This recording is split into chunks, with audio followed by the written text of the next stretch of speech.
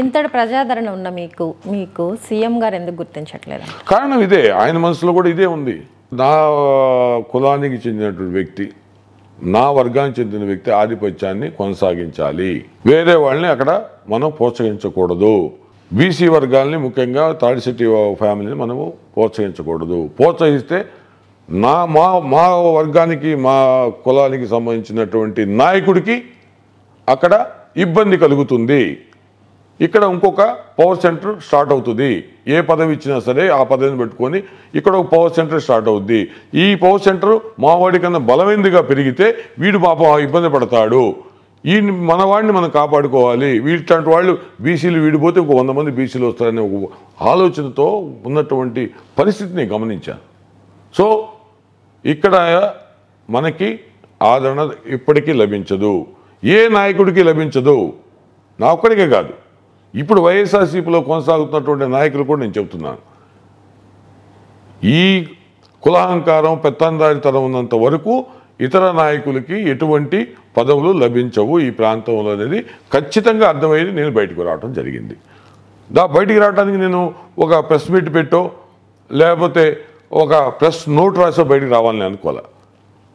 నా యొక్క పరిస్థితిని నా మనుషులకి వివరించి నా ఆత్మీయుల దగ్గర వాళ్ళ యొక్క ఫీడ్బ్యాక్ తీసుకోవాలని నేను వెళ్ళాలని నిర్ణయించుకొని ఆ రోజు నేను 19వ తారీఖు ఆత్మీయ సమావేశం నిర్వహించడం జరిగింది. నేను ఊహించినంతగా నాకు తెలుసు, మా వాళ్ళు చాలామంది రోజు టచ్లో ఉంటుంది. 30 సంవత్సరాలు ప్రజలతోనే ఉన్నాము, మాకంటూ ఒక అండదండగా ఉన్న కులం ఉంది, నా కులం ఉంది, కాపు కులం ఉంది, ఇతర కులాల్లో కూడా నాకు అత్యంత సన్నిహితులైనటువంటి మిత్రులు, శ్రేయభిలాషులు ఉన్నారు. వస్తారనుకున్నాం, కానీ మరి భూమి ఇనిందన్నంత విధిగా ఇన్ని వేల మంది ఆ రోజు ఆత్మీయ సమావేశానికి పార్టీని లెక్క చేయకుండా, రేపొద్దున పార్టీలో మాకు క్వశ్చన్ మాకేస్తారు, ఆ మీటింగ్కి వెళ్ళారు కాబట్టి మీకు ఇది చేస్తాం అది చేస్తాం అని ప్రజాప్రతినిధులు, మాజీ ప్రజాప్రతినిధులు, కుల నాయకులు, సీనియర్ సిటిజన్స్, మహిళలు, యువకులు, వైనాట్ అన్ని వర్గాల ప్రజల్ని మేము చూడటం జరిగింది. ఆ రోజే నాకు నిజమైనటువంటి మనశ్శాంతి దొరికింది. ఈ పార్టీలో 5 ఏళ్ళు కొనసాగినా కానీ నేను ఏ రోజు ఒక్కరోజు కూడా మనశ్శాంతిగా ఉన్నటువంటి పరిస్థితి ఈ పార్టీ నాకు కల్పించలేదు.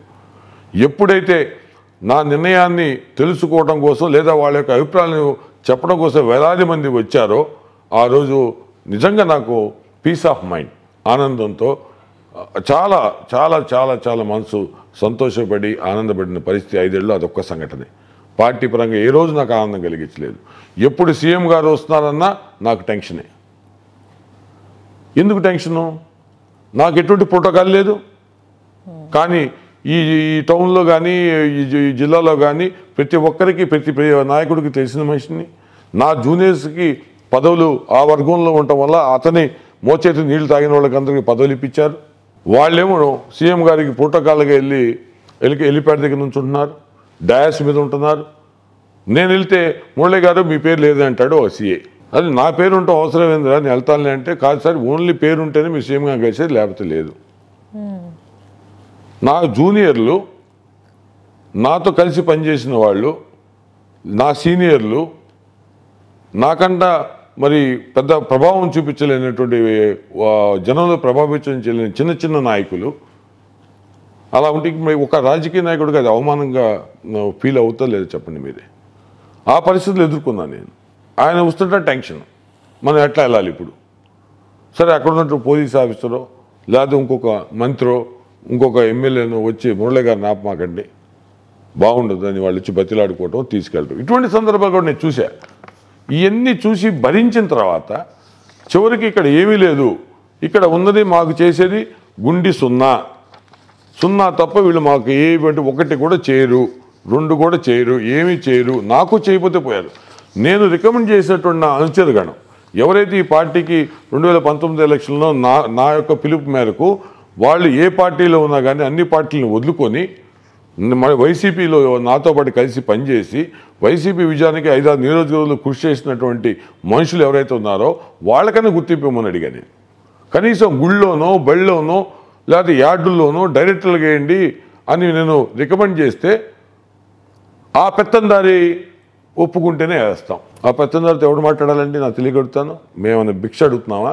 దేహి అని ఏమైనా అడుక్కోవాలా? కార్యకర్తలు పనిచేశారు, అది ఆ కన్సర్న్ ఎమ్మెల్యే లెటర్ ఇచ్చాడు. లెటర్ ఇచ్చిన తర్వాత దాన్ని ఆమోదిస్తారా లేదనేది మీ ఇష్టం. మేము వెళ్ళి ఇంకొన్ని ఎందుకు బతికోవాలి? మేము మెరిట్ మీద అడుగుతున్నాం.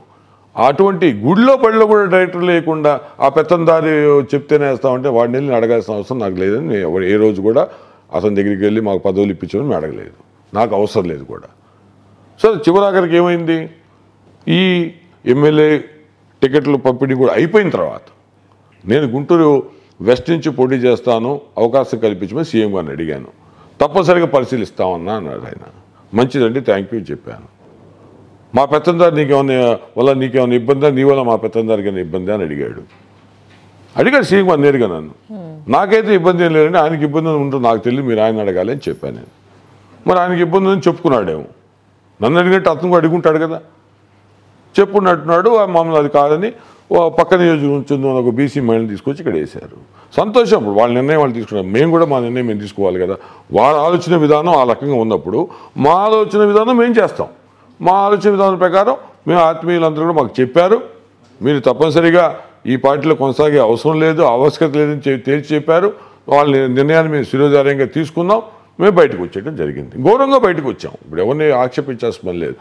వారి ఆలోచన విధానానికి అనుగుణంగా వారు పనిచేస్తున్నప్పుడు మా ఆలోచన విధానానికి అనుగుణంగా మేము పనిచేసాం, మేము వచ్చేసాం. సింపుల్. అది దాని వైసీపీ రావడానికి కారణాలు ఇవన్నీ చెప్తారు.